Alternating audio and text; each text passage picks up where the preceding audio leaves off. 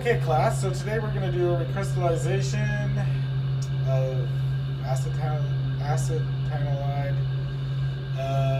using a single solvent, and in this case it is water. So this water's been heating up on the hot plate for a little while, so it's nice and warm. I have pre-weighed our crude acetanilide. As you can see, it's brown and silvery in color. And what I'm going to do is add this to a 250 milliliter Erlenmeyer. And so the principle is that what we're going to do is we're going to add the minimum amount of hot water to dissolve all of our compound, and then once that water cools, the solubility changes and the product will crystallize out. And it's a method of, obviously, for purification. So what we want to do is we want to actually add the minimum amount of hot water to this flask that's required.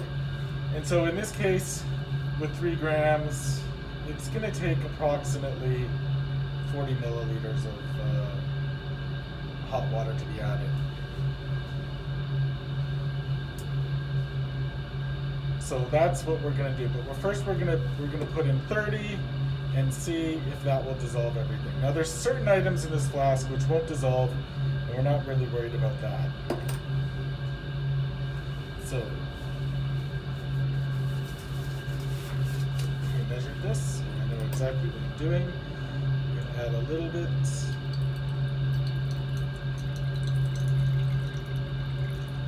Amount. Approximately 30 milliliters, and then we are going to heat this up on the hot plate.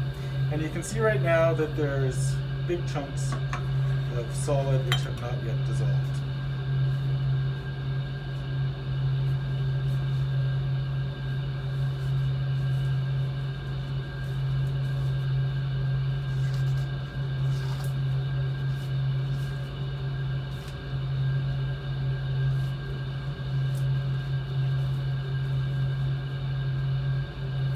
So we'll come back in a few minutes once the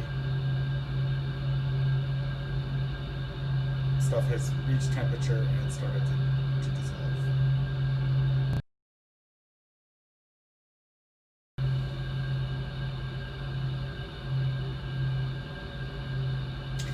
Okay, so we're back.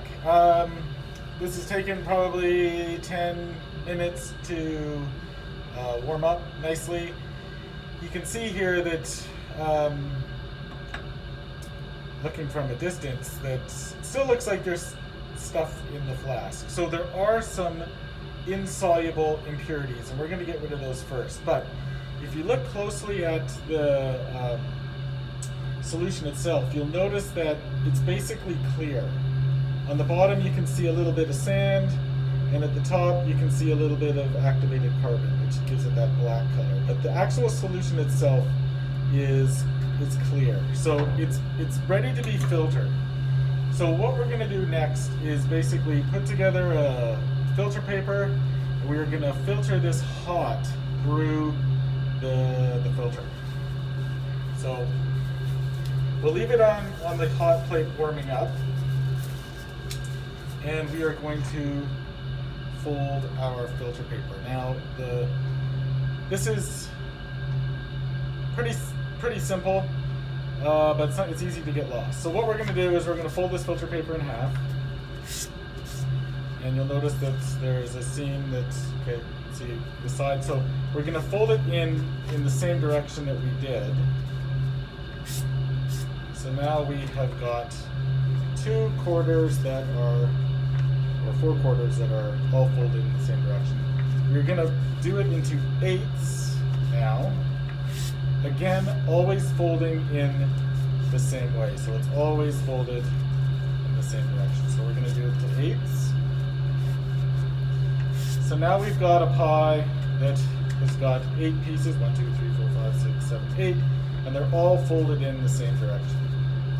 Now to complete the trick, you just turn it over and you fold it into 16ths, but only 2 folds. One, and the second time is 90 degrees from that, 2. So this gives us, when you fold it back out, a little filter paper that has got 4 edges and a middle. And that's going to go into our filter, which I just removed from the oven. So what I'm going to do is I'm going to take a little bit of hot water, a minimum amount, and just wet this filter paper. Just right there. Just wet it a bit. Just so it's wet.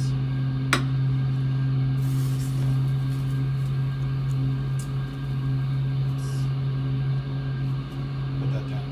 Okay, so the filter is wet where we're going to put our hot. Where we're going to put our. Now we don't want to pour all of this in immediately, mainly because as this cools, as our solution cools, our product can crystallize out. Now, at the same time, we don't want to put this filter paper with tons of water, because any extra water down the bottom of the flask is going to inhibit it's going to make its recrystallization take a bit longer. So what we're going to do is we're just going to put a little bit in, and the rest of the stuff we'll just put back on the flask, and you can see it draining quite quickly out the bottom. Do that again, just a little bit at a time, and it's draining quite fast.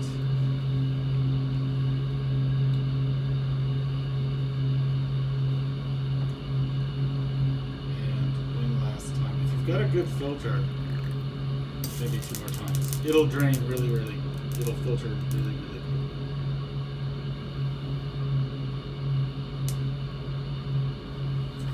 And the last little bit right now.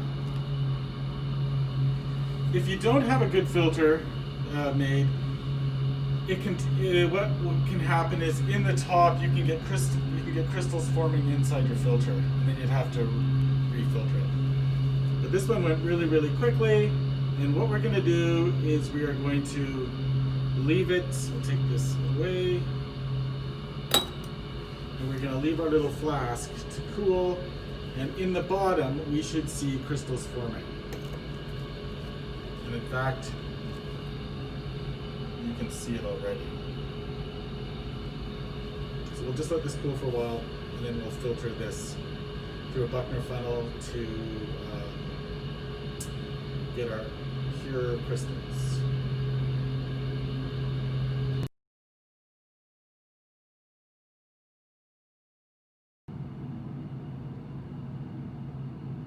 Okay, we're back. So the final step is we're going to filter our pure crystals using a Buckner funnel. So the first thing that we want to make sure that we do is put our filter paper in the Buckner funnel. And the way that the Buckner funnel works is that there is basically a tube which connects the funnel all the way to the water aspirator. So the way that this works is that when you turn water on, you see water going through the hose. As it's passing by this joint here, it's creating a vacuum through the hose, which leads back to the funnel. And so there is basically a downward force of air going down here. And so this is a useful way of separating the solid from the liquid. Now, the thing we have to make certain of though is that we don't want to just take our mixture and pour it into this funnel, because you can see that the filter paper moves around and there's lots of little holes there. So what we want to do is make sure that this is firmly set down, and to do that we take a bit of cold water or whatever your solvent is you're filtering, So just pour a bit of this on here. You will see that the water pours through, and now the funnel, or the paper, filter paper, is basically stuck in place. So, yeah, you don't want your paper floating at all when you do the initial pour, because then your solid can get sucked down. So that's all done. Okay, so let's take our mixture and pour it in.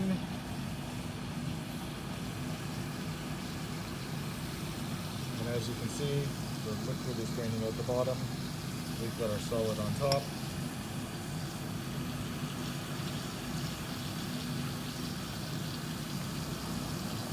The crystals look really, really nice.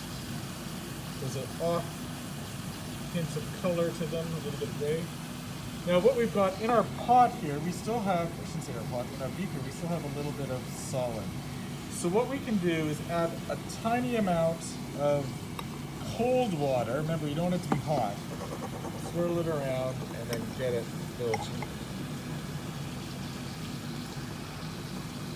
You always want to use cold water, because cold water, your solid isn't soluble in cold water, but you want to use a minimum amount of it, because even though the solubility is low, if you use a lot, some will dissolve.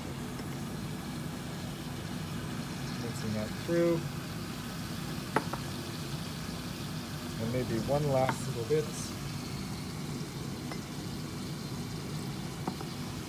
Last little bit of salt. And what this also does is this washes any impurities that were stuck on your solid. It washes them down into the filtrate. You can see the filtrate's crystal clear. And that's our solid, which is sparkly from the lights.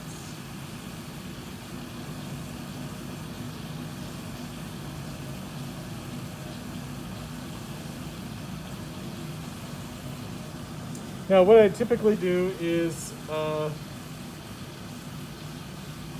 already done it actually twice, which is wash it with some ice cold water, so don't have to worry about that. But you can let this, push it down a bit, you can leave this on the water aspirator for a few minutes, because what it's going to do is it's going to suck down as much of the moisture as possible, as much of the liquid as possible down to the bottom.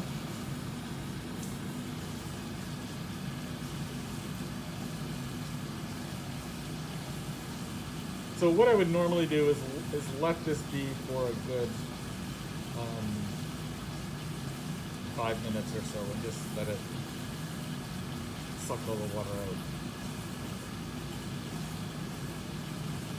Now the last bit is what I'm going to do is when you want to stop this, you want to release the the vacuum first. And then you can turn off the water. When you release the vacuum first, there's a couple of, when you release the vacuum first before you turn off the water, there's a couple of advantages. Mainly, you've generated a vacuum here, and you don't want any liquid traveling down into here. So it's always best to relieve this pressure, the line here first, to release the vacuum. Then you can turn off the water, as I've done. And now what we'll do, the last step, is basically to transfer the product onto a dry sort of filter paper, and that's gonna, and then leave it over the night to dry. Let's do that. We'll be back in a minute.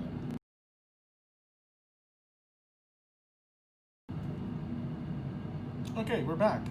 Now here is basically our purified off-white crystalline solid. You will notice that there is a couple of little black spots here and there. So that's an interesting question. Where did they come from? But compared to what it was looking like at the very start, you'll see that the recrystallization basically protocol was successful. All right.